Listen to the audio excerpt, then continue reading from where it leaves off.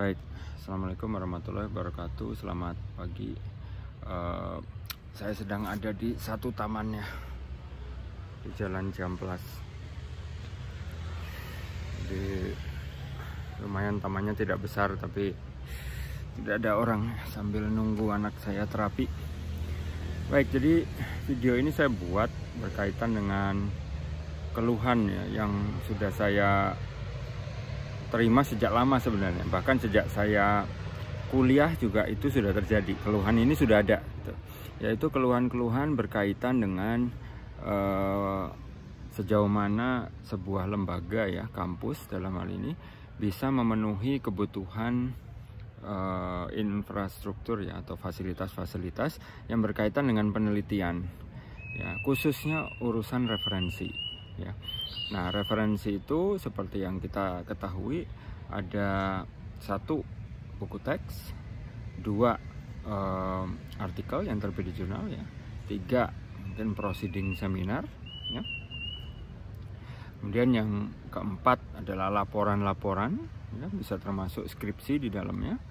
Yang kelima lain-lain ya, bisa materi atau berita di koran, baik yang sifatnya daring atau luring gitu ya.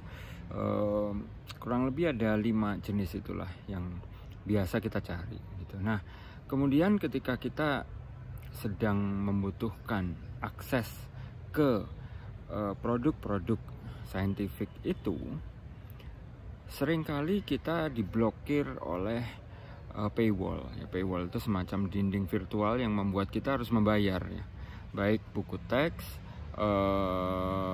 jurnal, proceeding, atau materi yang lain. Karena ada juga website berita yang memerlukan langganan gitu ya. Nah, sekarang mari kita bahas dari sisi pengguna dulu ya, dari sisi pengguna. Dalam hal ini kita ya, termasuk saya. Oke, sebentar.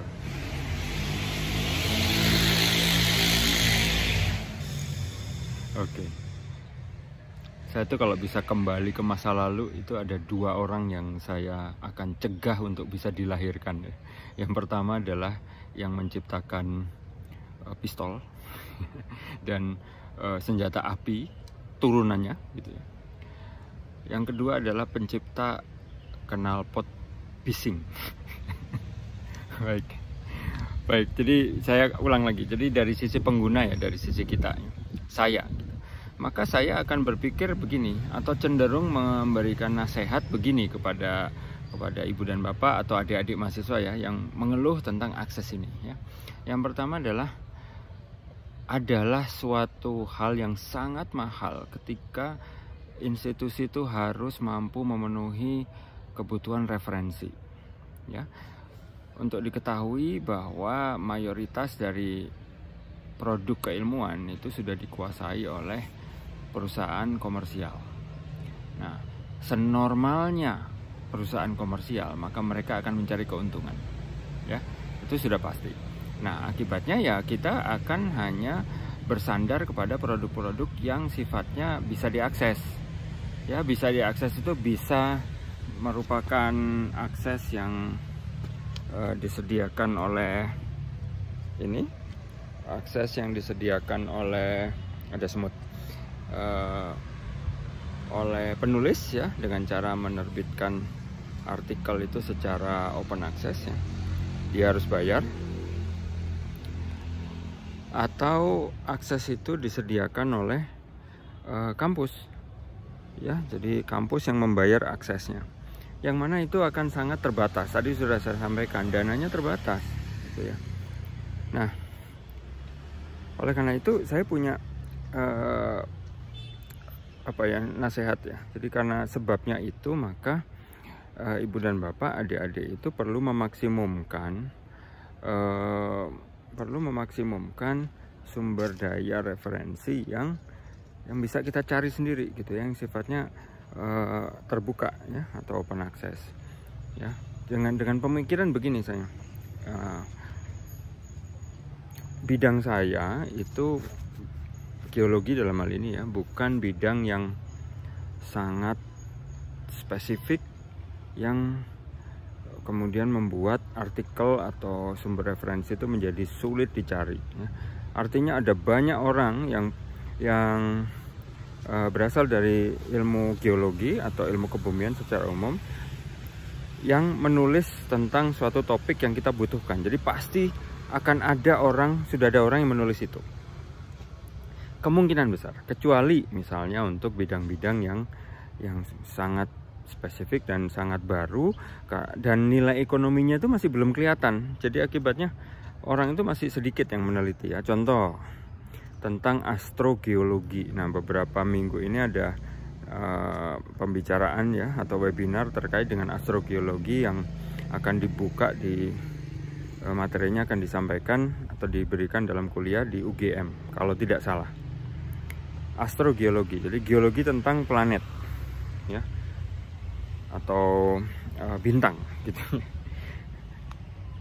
Ya, mestinya sih planetary geology itu. Atau yang berikutnya, ini ada kebetulan pada saat yang sama ini ada kolega saya, dosen, yang mengeluhkan sumber referensi yang berkaitan dengan REE atau rare earth element, ya. Rare earth element. Baik, jadi itu unsur tanah jarang. Nah, itu dua di antara sedikit saja menurut saya subjek-subjek penelitian di geologi yang memang sedikit referensinya, gitu ya. Tapi di luar itu ada banyak mestinya, ya. Misalnya tentang saya, ya, bidang saya hidrogeologi, itu sudah banyak sekali orang menulis tentang hidrogeologi, gitu ya. Nah, sekarang mencarinya di mana, gitu ya. Nah, saya akan mundur sedikit. Jadi biasanya begini, buku yang sifatnya open access itu akan lebih sedikit dibanding artikel yang sifatnya open access, ya. Jadi di dunia ini jumlah artikel, jumlah jurnal yang sifatnya open access itu sudah sangat banyak, ya. Termasuk yang hybrid. Hybrid itu jurnal yang memberikan opsi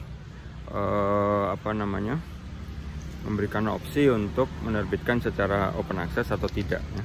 Nah, kalau di total yang open access itu ada banyak gitu. Itu kalau jurnal artikel, ya. Nah, buku memang sedikit penerbit yang begitu.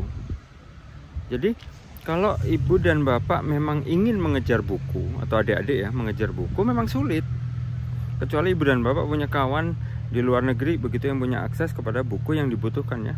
Yang tadi tentang astrogeologi, planetary geology, atau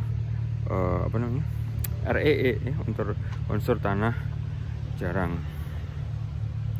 Nah, jadi kalau saya berpendapat, apakah masih memungkinkan referensi yang berkaitan dengan dua topik itu atau topik lainnya yang jarang, itu bisa dicarinya di jurnal. Jadi kita cari jurnal, artikel yang terbit di jurnal tentang hal itu mestinya ada, ya. Nah, buku itu memang strategis, buku itu bagus, ya. Kenapa? Karena buku itu bagus untuk dicari, karena buku itu merupakan akumulasi dari pengetahuan, ya. Jadi kita bisa bayangkan lah akumulasi pengetahuan seseorang ketika menulis jurnal yang halamannya mungkin hanya 10-15 lembar dibandingkan dengan akumulasi pengetahuan seseorang yang menulis buku yang halamannya bisa tidak terbatas, ya, karena bisa terbagi menjadi beberapa volume.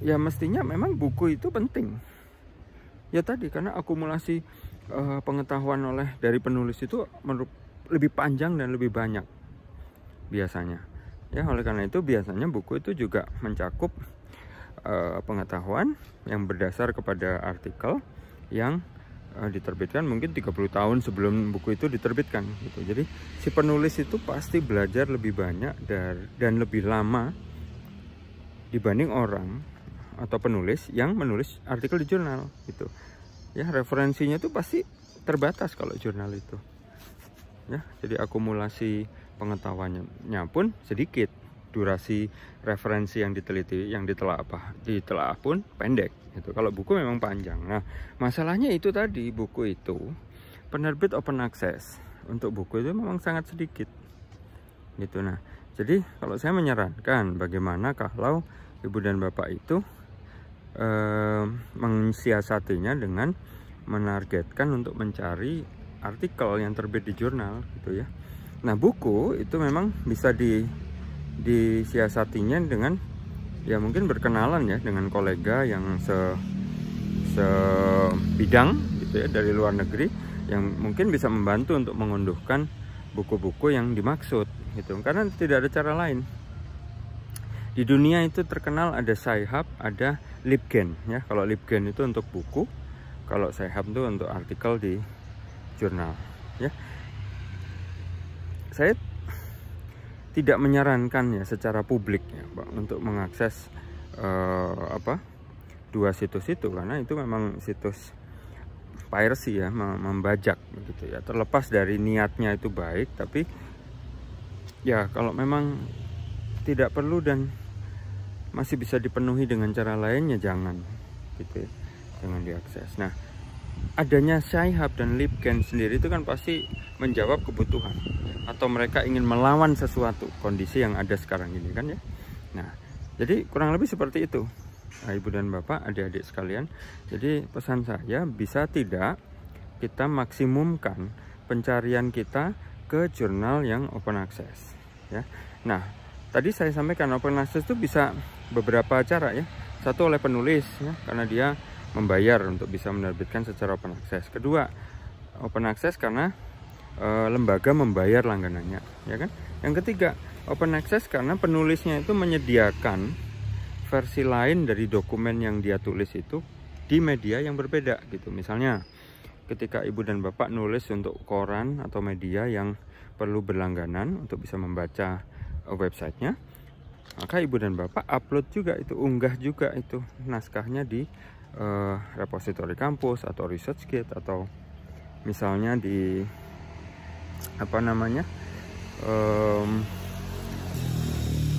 repositori kampus di websitenya pribadi begitu ya.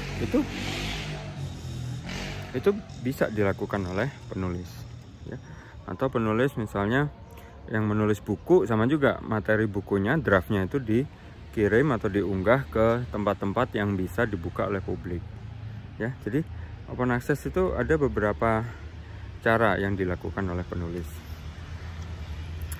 Jadi begitu ya. Jadi bagian pertama selesai. Kesimpulannya adalah bagaimana agar para pengguna ya, potensial readers ya seperti kita ini yang mencari referensi, agar memaksimumkan topik-topik yang dicari itu di artikel yang terbit di jurnal open access, karena jumlahnya lebih banyak dibanding buku open access. Nah, ketika memang sangat kepepet ya, yang diperlukan memang buku ya, tidak ada cara lain, kita harus punya jaringan ya di luar negeri ya, internasional, agar kita bisa dibantu. Nah, salah satu yang bisa dipakai adalah jalur perpustakaan. Itu bisa. Jadi Ibu dan Bapak, adik-adik itu kirim ke perpustakaan, saya perlu buku ini, kampus kita tidak melanggan atau tidak membelinya, jadi mohon bisa dihubungkan dengan perpustakaan kampus X misalnya. Bisa di dalam negeri, bisa di luar negeri gitu ya. Atau lebih moderate, lebih bebas lagi, bisa lewat media sosial, lewat Twitter. Nah, di Twitter itu banyak sekali orang yang kemungkinan besar mau membantu ya. Jadi ada tagar khusus untuk Anda yang ingin mencari paper open access. Itu ya, bagian satu kesimpulannya itu. Nah, sekarang bagian kedua ya kan, bagian kedua. Nah, bagian kedua ini dari sisi produsen, kita sebagai penulis ya. Kalau tadi kan kita sebagai pembaca, sekarang kita sebagai penulis. Nah, kalau kita sebagai penulis, kita harus menyadari situasi yang sekarang ini ada ya, bahwa kita, hidup penulis kita ini kan penulis ya, peneliti itu hidupnya sangat tergantung kepada pihak ketiga.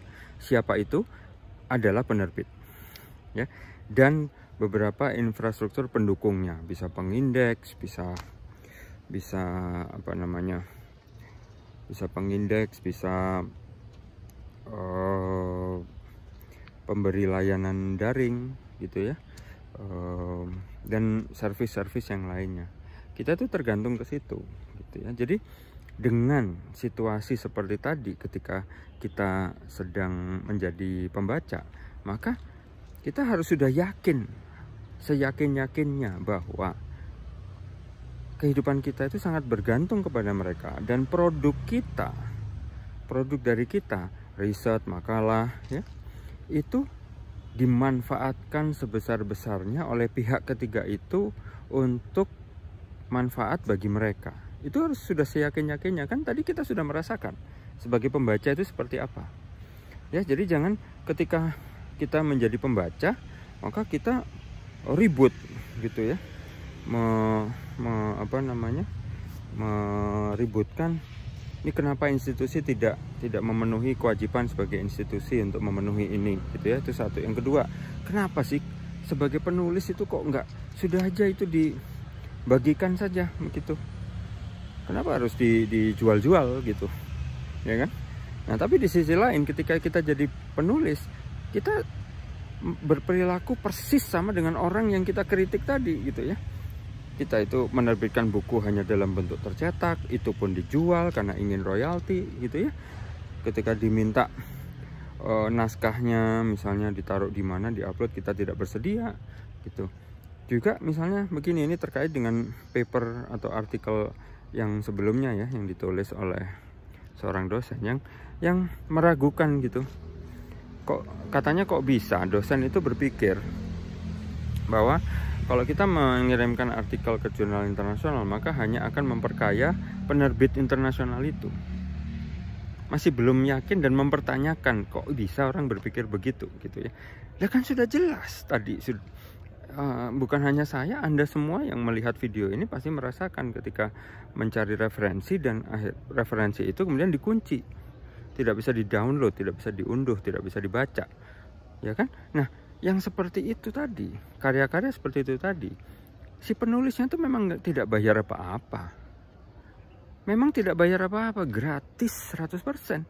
Menyerahkan naskah, baik naskah buku atau naskah artikel, kemudian diproses oleh jurnal, kalau diterima ya akan diterbitkan, sudah selesai. Tapi hak ciptanya kemudian menjadi dialihkan ke mereka, akibatnya mereka bisa menjual. Gitu loh. Apa ada yang aneh dengan berpikir seperti itu? Itu kan pikiran yang sangat natural. Di bagian awal tadi sudah saya sampaikan, yang namanya penerbit, kalau penerbitnya nirlaba ya nirlaba, tidak ambil untung gitu ya. Akan ada konversi, akan ada percakapan dengan penulis, tapi secara fair. Tapi kalau penerbitnya itu penerbit komersial, ya namanya komersial, apalagi PT, yang dipikirin kan pasti keuntungan. Kenapa logika sederhana seperti itu kok sulit sekali diterima oleh kita ini gitu ya. Terus saja berpikir bahwa yang seperti itu adalah reputasi, kualitas begitu ya. Buat saya kualitasnya itu ada di kita. Lah yang mengerjakan riset kan kita, ibu dan bapak sekalian, adik-adik mahasiswa juga kan. Yang mengerjakan riset kan itu. Dan mengerjakan riset itu kan selain kita sebagai periset kan juga didukung oleh hal lain yang di luar ya. Fasilitas pendukung dan lain-lain. Emangnya penerbit-penerbit itu ngasih uang ke kita, ngasih modal untuk riset, nyumbang ke perguruan tinggi untuk beli alat? Apakah mereka melakukan itu? Kan tidak. Jadi sebagai penulis, bagian kedua ini ya, sebagai penutup, sebagai penulis, sebagai produsen ilmu, kita harus sadar gitu loh, bahwa kita itu bersandar kepada mereka, bersandar sepenuhnya atau sebagian besar kehidupan kita bersandar kepada mereka, entitas bisnis itu, ya kan? Nah, oleh karena itu harus sadar hak kita apa, kita dibolehkan untuk apa. Nah, menyimpan preprint atau menyimpan naskah draft itu tidak ada yang melarang. Penerbit-penerbit besar itu yang bisa di list ya, sejak paling atas Elsevier, Springer Nature, Taylor Francis, Wiley, dan berikutnya lah ya, dan lain-lain yang ingat kan hanya 4 atau 5 itu. Tidak ada yang melarang kita mengupload atau mengunggah dokumen draft kemanapun, kapanpun, tidak ada. Saya sudah pernah berulang kali itu, sampai saya harus membuat blog post sendiri. Ada buktinya. Dan mereka juga bolak-balik bilang kami tidak keberatan. Gitu loh. Nah, ketika sudah tidak keberatan, kenapa ibu dan bapak itu tidak melakukan itu? Adik-adik mahasiswa juga tidak melakukan itu, gitu kan? Ya. Jadi, lakukan, perbanyak akses kepada karya Anda gitu. Yang tidak menyalahi perjanjian dengan penerbit. Kenapa? Karena kita masih perlu mereka untuk naik pangkat, untuk lulus gitu loh, untuk dianggap sebagai seseorang yang berkualifikasi tinggi ya. Gitu Ibu dan Bapak sekalian. Jadi jangan terlalu rumit mikirnya gitu ya. Oke, yang terakhir, kembali lagi terakhir terus dari tadi. Yang ketiga ya. Nah, ini sekarang lebih teknis ini. Pak Erwin, kalau saya mencari referensi itu dari mana sih gitu.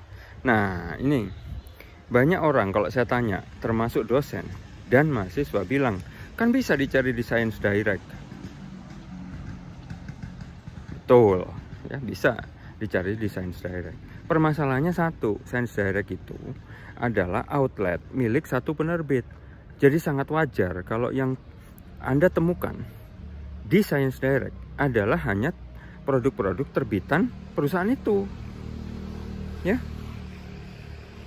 Satu perusahaan saja, Elsevier, sudah itu saja. Memang mereka menerbitkan jutaan artikel tiap tahun, betul. Tapi kan ada jutaan artikel yang lain yang diterbitkan oleh penerbit lain, kan begitu. Ya, jadi kalau Ibu dan Bapak hanya tahu Science Direct, maka Ibu dan Bapak justru mempersempit hasil pencarian karena yang muncul hanya terbitan dari satu penerbit. Nah, oleh karena itu di dunia ini ada pengindeks, ada pangkalan data atau database. Ya. Salah satunya yang berbayar, Scopus. Yang nomor 2 yang masih berbayar juga adalah Web of Science. Nah, 2 itu gunanya untuk mencari artikel. Kenapa? Karena di dalam kedua perangkat itu namanya juga pengindeks. Mereka mengindeks atau memasukkan data artikel yang terbit dari manapun. Ya, itu. Jadi penerbit manapun termasuk dari Indonesia, kalau mereka memang terdaftar, maka ada di 2 database itu. Bukan hanya satu penerbit saja, gitu loh. Ya kan? Nah, kemudian yang berikutnya, Pak Erwin, kalau gitu pengindeksnya, ya saya akan cari itu Scopus dan WOS atau Web of Science. Nah, pertanyaannya, bagaimana Pak kalau kampus saya tidak melanggan 2 itu? Oh, bisa. Kan kita sudah tahu Google Scholar. Ya bisa pakai itu. Ya kan? Google Scholar itu tidak data yang ada di Google Scholar bukan berdasarkan pendaftaran dan tidak ada seleksinya. Kalau di 2 tadi itu ada seleksi dengan kriteria seleksi yang mereka kembangkan sendiri gitu ya. Nah, Google Scholar. Oke Pak, Google Scholar mas saya sudah tahu gitu ya. Apakah ada yang lain? Jawabnya adalah ada. Ada Lens, ada Dimensions ya. Linknya akan ada, saya taruh di kotak deskripsi. Kemudian sebelum ditutup atau berhenti beroperasi, sebelumnya ada Microsoft Academics. Itu juga free, ya kan? Kemudian di dunia itu juga ada database lain yang lebih rich gitu ya. Jadi bukan hanya kita cari kata kunci keluar itunya, papernya gitu ya. Misalnya Semantic Scholars ya. Semantic Scholars itu bahkan membuat hubungan citasi. Ya, Semantic Scholars. Kemudian ada lagi Research Rabbit. Ya. Kemudian ada lagi database yang lain, misalnya database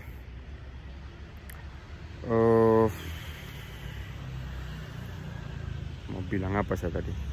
Ada site ya, scit.ai. Itu bahkan lebih ini lagi, lebih canggih lagi dengan algoritma machine learning dia.